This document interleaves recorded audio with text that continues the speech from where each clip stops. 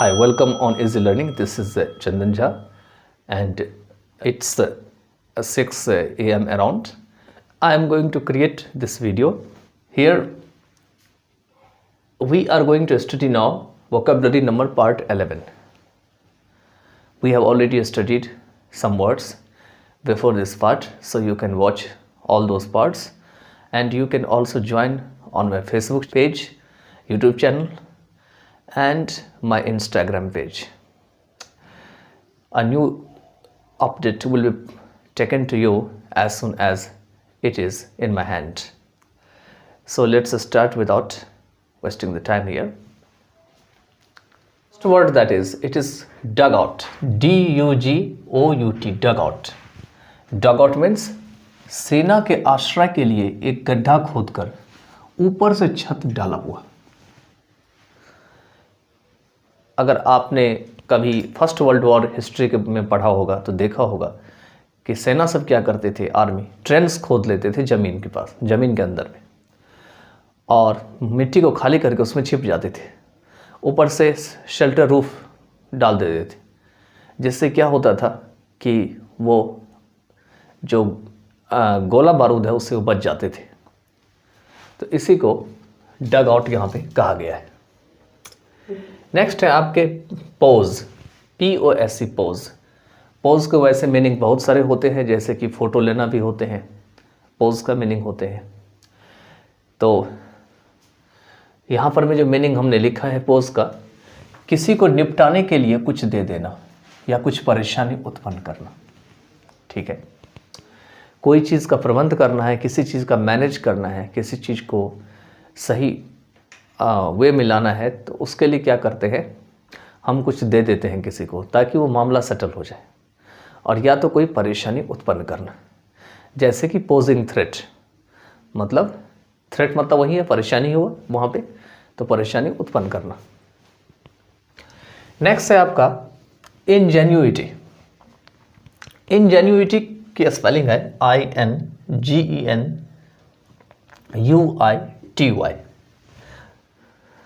इंजेन्युइटी means होते हैं कुछ करने के लिए कोई व्यक्ति का नई चतुर योग्यता,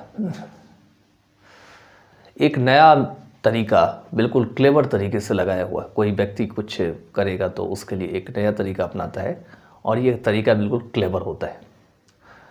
इसमें वो अपना दिमाग लगाता है कि इस काम को कैसे किया जाए, तो उसी को इंजेन्युइटी कहा जाता है। नेक्स्ट है आपका डिसलॉज, DISLODGE। डिसलॉज मीन्स होते हैं अपनी सही जगह या पद से निकाल बाहर करना। आप किसी पद पे काम कर रहे हैं, लेकिन अगर आपको वहाँ से हटा दिया जाता है या उस जगह से आपको हटा दिया जाता है, तो उसी को डिसलॉज कहा जाता है। यहाँ पे ये भी कह सकते हैं कि कोई व्यक्ति कहीं रहता है तो वहाँ से उसको हटा करके किसी और जगह पर में कहता है जाने के लिए, तो उसको भी डिसलॉज कह सकते हैं। नेक्स्ट जो है आपका वो है इनएनिमेट, INANIMATE, इनएनिमेट। इनएनिमेट के मीनिंग होते हैं जो मनुष्यों, पशुओं और पौधों के समान चेतन न हो। मतलब आदमी के अंदर भी कॉन्शियस होती है, लाइवली पावर होती है, प्लांट्स ट्रीज के अंदर भी होती है, और आपका यहाँ पर मैं दे रखे हैं एनिमल्स को भी होती है। लेकिन क्या चेयर को होती है? नहीं होती है। क्या बोट को हो सकती है? क्या इस बोट के अंदर कॉन्शियस है? नहीं है, बिल्कुल नहीं है। टेबल के पास नहीं है। इस तरीके से मार्कर है, इसमें कॉन्शियस नहीं है, इसके अंदर जान नहीं है, ये सोच नहीं सकता, समझ नहीं सकता, तो कॉन्शियसनेस बिल्कुल लॉस्ट होती है। तो इसी को इनएनिमेट कहा जाता है। नेक्स्ट है आपका लोकोमेशन, LOCOMATION, लोकोमेशन। लोकोमेशन के मीनिंग होते हैं घूमने के योग। अगर एबिलिटी हो मूव करने की, घूमने की, तो उसी को लोकोमेशन कहा जाता है। नेक्स्ट है आपका एप्रोप्रिएट, APPROPRIATE, एप्रोप्रिएट। वैसे एप्रोप्रिएट का मतलब जो है उचित होते हैं, लेकिन इसको और थोड़ा डिफाइन किया गया है। नहीं कहते हैं कि एप्रोप्रिएट मीनिंग होना चाहिए, एप्रोप्रिएट थिंग्स होना चाहिए, बिना अनुमति के अपने लिए कुछ ले लेना, यहाँ भी वही चीज़ है, ठीक है, कि आपको अपना यूज़ है, बस अपना देखते हैं और आप ना किसी से पूछते हैं ना कुछ करते हैं, बस आप उस चीज़ को अपना यूज करना शुरू कर देते हैं। तो इसको भी एप्रोप्रिएट के रूप में लिया जा सकता है।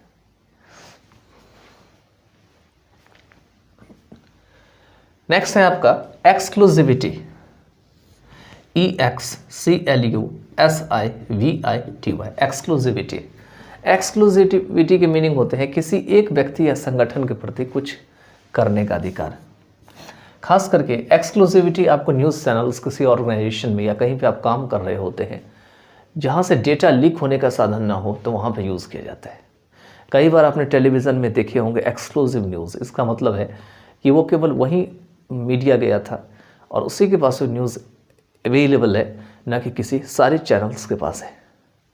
और ये होता है क्योंकि अगर सबको मालूम हो जाएगा तो दिक्कत हो जाएगा, उसका क्रेडिट किसी एक को नहीं जाएगा, इसीलिए वो एक्सक्लूसिविटी जो है उसमें यूज़ की जाती है, जिससे वर्ड निकला है एक्सक्लूसिव, ठीक है। नेक्स्ट है आपका स्टाइफल, STIFLE। स्टाइफल के मीनिंग होते हैं किसी चीज़ को होने से रोकना। कोई चीज़ हो रहा है या कोई चीज़ जारी है, कंटिन्यूइंग, उसको क्या किया जाता है, रोक दिया जाता है, प्रिवेंट कर दिया जाता है। तो प्रिवेंट का यूज़ इंग्लिश में किया जाएगा, तो उसी को स्टाइफल कहा जाता है। नेक्स्ट है आपका lead, LEAD, lead. Lead means होते हैं किसी व्यक्ति से कुछ कराना, स्थिति, व्यक्ति या देश पर नियंत्रण। किसी व्यक्ति से आप कुछ कराते हैं, आई लेड हिम टू नहीं बोलते हैं, तो इस तरीके से सेंटेंस बनते हैं। तो आप उससे कुछ करवा रहे हैं, आप उसको मतलब जो है ऐसा लग रहा है कि आप उसके पीछे पीछे चल रहे हैं, आप उसका नेतृत्व कर रहे हैं, तो इसमें लीड का यूज़ किया जाता है।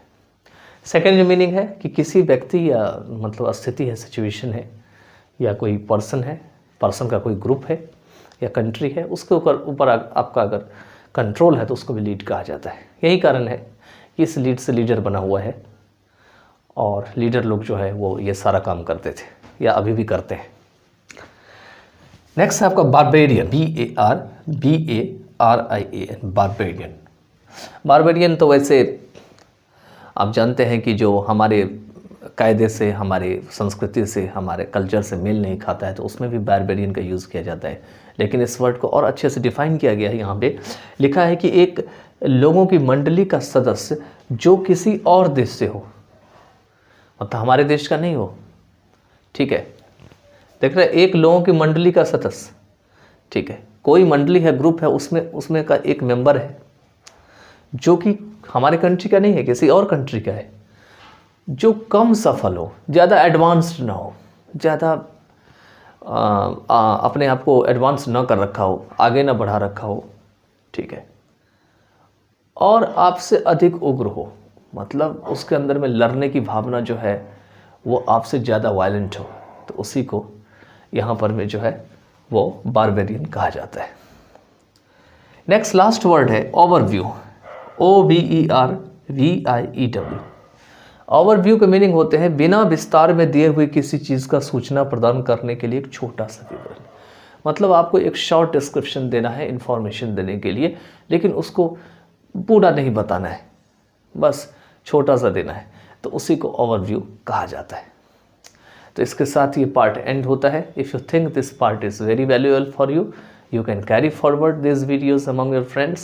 I already told you can also join my Facebook page Evergreen English Language and Instagram page Evergreen Classes, and you can join my YouTube channels,